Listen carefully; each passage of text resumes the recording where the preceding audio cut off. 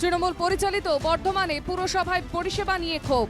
জল থেকে রাস্তা, নিকাশি থেকে আলো, ক্ষুব্ধ নাগরিকরা।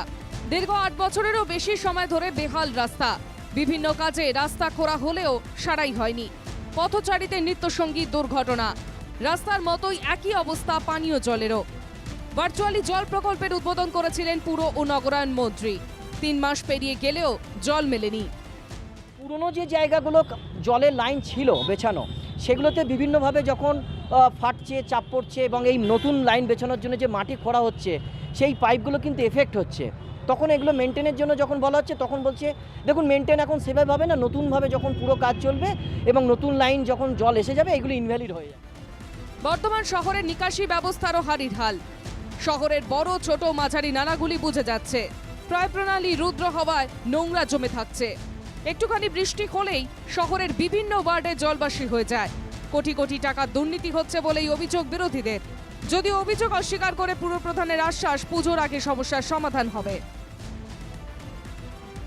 মমতা ব্যানার্জি তিনি লোকসভা নির্বাচনের ফলাফল দেখে বুঝেছেন যে শিক্ষিত মানুষ, পৌরসভায় বসবাসকারী মানুষ তৃণমূলের প্রতি আস্থা হারিয়েছে। তাই তিনি পৌরসভার চেয়ারম্যান এবং এমএলএদের ডেকে তাদেরকে বকাঝকা করছেন যে মানুষকে পৌর পরিষেবা দিতে হবে।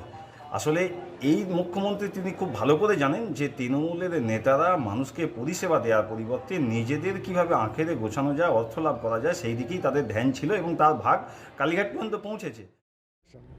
এবং আমরুদ 2.0-তে আমরা এখন পর্যন্ত 12,248টা হাউস কানেকশান দিয়ে দিয়েছি। তা কাজেই আমরা যেহেতু প্রায় 46-47 হাজার বাড়িতে অলরেডি জল দিয়ে কানেকশন দিচ্ছেন, জল তো পৌঁছায়নি। জল পড়ছে, 8টা রিজার্ভার থেকে জল যাচ্ছে, কোথাও কম হচ্ছে, বেশি হচ্ছে। অন্যদিকে বালুরঘাটে খোদ পুর প্রধানের ওয়ার্ডে জলাশয় ভরাটের অভিযোগ। চেয়ারম্যানের মদতেই এই জলাশয় ভরাট হচ্ছে বলেই অভিযোগ বিজেপির। মহকুমা শাসকের কাছে লিখিত অভিযোগ দায়ের।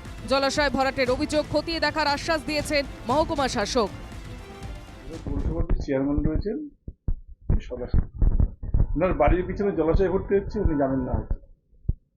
আমরা বিগত দিনে 22 সালের শেষের দিকে গিয়ে পৌরসভাতে একটা আমরা ডেপুটেশন দিয়েছিলাম, তার সাথে বালুরঘাট এসডিওর কাছে একটা ডেপুটেশন দিয়েছিলাম।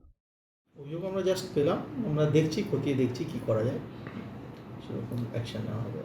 ব্যক্তিগত সম্পত্তি নিয়ম আছে, খুব এক্সেপশনাল রুল, নর্মালি হয় না, ঠিক আছে, কিছু এক্সেপশন আছে, তার নর্মালি হয়। বিরোধীদের অভিযোগ অস্বীকার করেছেন পুরপ্রধান অশোক মিত্র। অন্যদিকে শাসক বিরোধী তরজায় মাঝেই 5 নম্বর ওয়ার্ডের এক বাসিন্দা দাবি তিনি জমির মালিক। তিনি স্বীকার করেছেন রাস্তা তৈরির জন্য পুরসভার অনুমতি না নিয়েই জলাশয় ভরাট করেছেন। সেই রাম মন্দির দিয়ে ছাদ ফেটে জল পড়ছে, তো তাদের ভুলগুলো তারা দেখতে পান না। শুধু বালুরঘাট পৌরসভার কোথায় ভুল আছে, নিট কেলেঙ্কারিতে তারা জর্জরিত হয়ে আছে। একটা বৃহৎ স্ক্যাম, তারা স্ক্যামে আজকে আমরা দলগতভাবে কেন্দ্রীয় শিক্ষামন্ত্রী এবং শিক্ষা প্রতিমন্ত্রী আমরা পদত্যাগ চাইছি।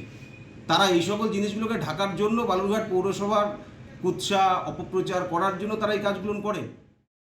রাস্তা জাস্ট রাস্তা করার জন্য করা হচ্ছে। রাস্তাটা কোথায় করবেন? এখান থেকে আমরা এই পাশ দিয়ে এখান দিয়ে রাস্তা দিয়ে রাস্তার জন্য ভরাট করছেন? রাস্তার জন্য রাস্তা তৈরি করা হচ্ছে। কারা করছে এই রাস্তাটা ভরাট? আমরাই করছি, আমাদের ভাইদের আমরা।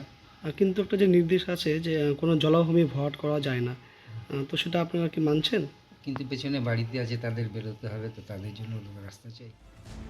রাজ্যের দিকে দিকে পুরো পরিষেবা নিয়ে ক্ষোভ। জনতার রোষ আজ করেই কি তড়িঘড়ি করা বার্তা মমতার? প্রশ্ন তুলছে বিরোধীরা।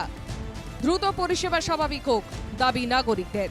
পূর্ব বর্ধমান থেকে মোহাম্মদ খান ও দক্ষিণ দিনাজপুর থেকে সন্তু দাসের রিপোর্ট, NKTV বাংলা।